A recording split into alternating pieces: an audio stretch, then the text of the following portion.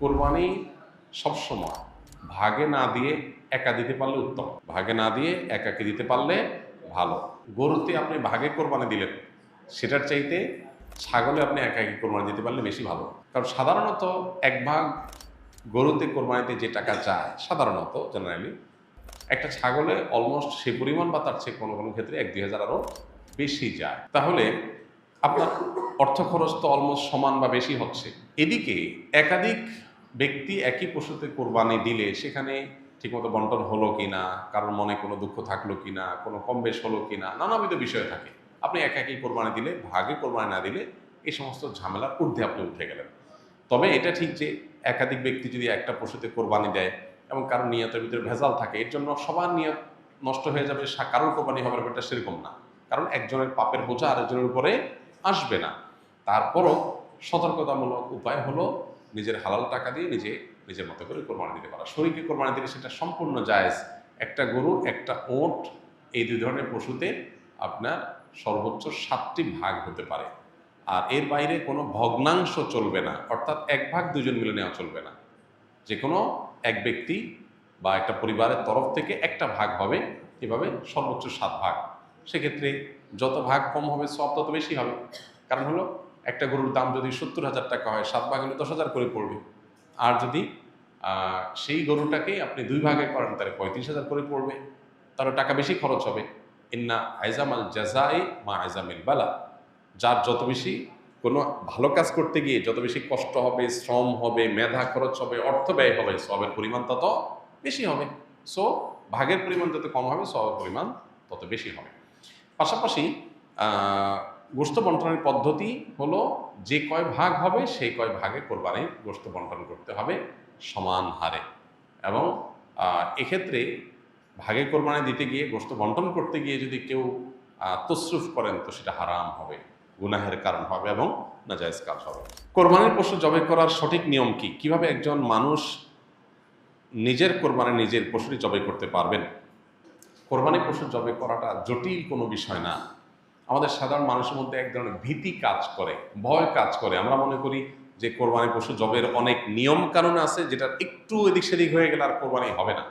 এটা আমাদের অনেকেরই অহেতুক ভীতি বলতে পারি। খুবই সিম্পল এবং খুবই সহজ একটি বিষয়।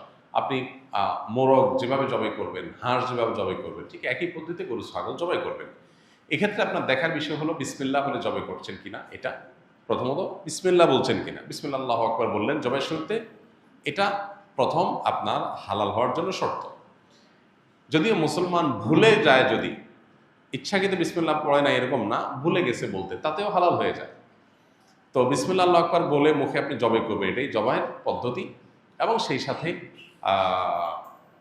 ভালো করে শুইয়ে পশুকে যাতে কষ্ট কম দিয়ে জবাই করা যায় সেজন্য ধারালো ছুরি নিয়ে আপনি পশুর কণ্ঠনালী গলায় আপনি ছুরি চালনা করবেন। এখানে ছুরি চালনা করার পর দেখতে হবে যে বড় যে নালীটা, খাদ্য নালী, যেটা দিয়ে খাবার নামে, ওইটা কাটা গেছে কিনা।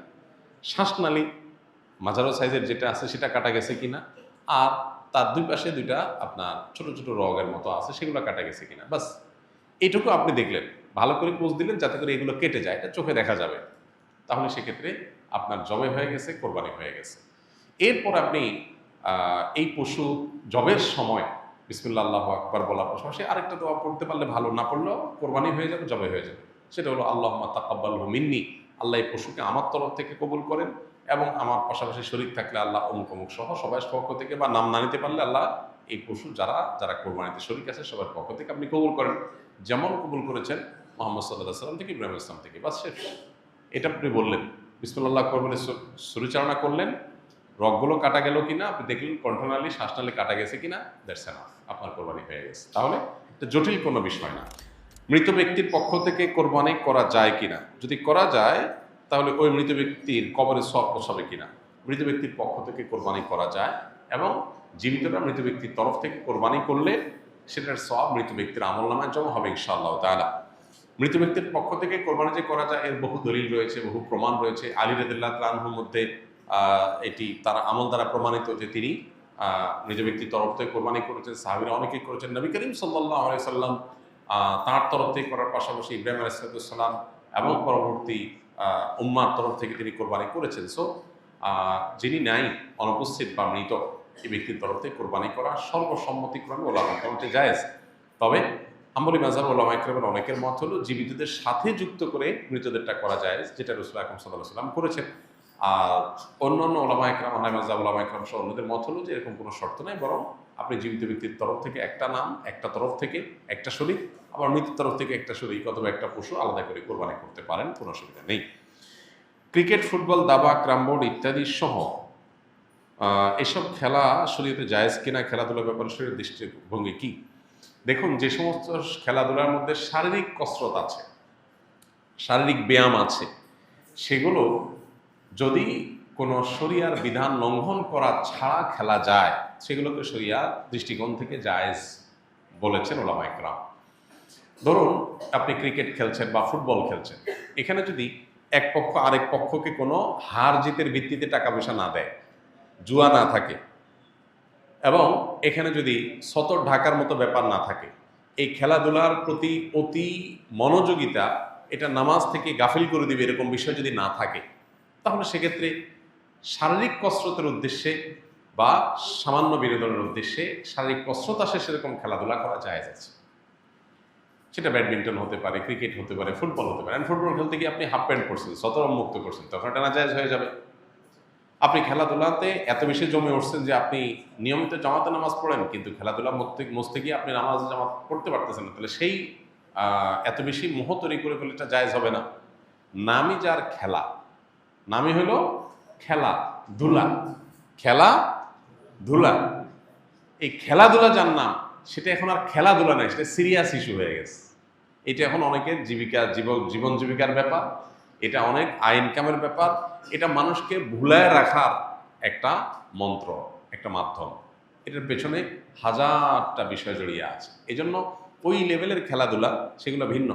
বাট আপনি নিজস্ব উদ্যোগে নিজেরা খেলাধুলা করলেন যেটাতে শারীরিক কসরত আছে। যেই খেলায় শারীরিক কসরত নাই, যেমন দাবা খেলা, লুডো খেলা, তারপরে ক্যারাম বোর্ড খেলা, তারপরে আপনার ওই যে কি তাস খেলা, এই জাতীয় খেলাগুলোতে কোনো শারীরিক কোনো ফায়দা নাই, মানসিক কোনো ফায়দা নাই, এগুলো জায়েজ নাই শরীয়তে। কেন? কারণ এগুলো অনর্থক কাজের অন্তর্ভুক্ত। এই খেলাধুলা দ্বারা আপনার লাভ কি? কোনো লাভ নাই। আপনি বলবেন মানসিক রিফ্রেশমেন্ট, বস্তুত হয় উল্টাটা। এগুলো খুব বেশি খেললে মানুষ আরো মানসিকভাবে বিষাদগ্রস্ত হয়, যে আসলে কি হয়েছে, কিছু তো হয়নি। আপনি দৌড়াদৌড়ি করেছেন, পরিশ্রম করেছেন, ঘাম ঝরছে, ব্যায়াম হয়েছে, এটা স্বাস্থ্যের জন্য ভালো হয়েছে। তো এগুলোতে ভালো কোনো দিক নাই। কয়েক ভাগে কোরবানি দেওয়ার পর যদি ওজন না করে অনুমান করে কোরবানির গোশত ভাগ করা হয়, তাহলে কোরবানি হালাল হবে কিনা?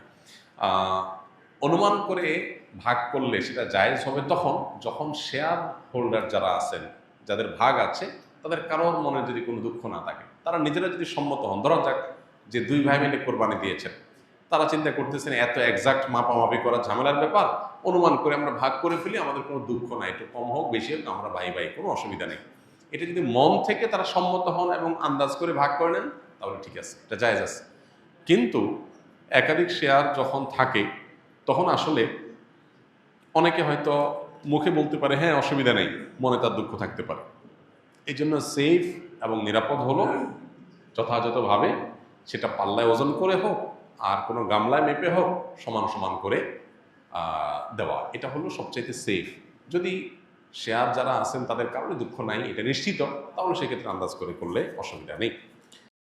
আস-সুন্নাহ ফাউন্ডেশন, উম্মার স্বার্থে সুন্নাহর সাথে।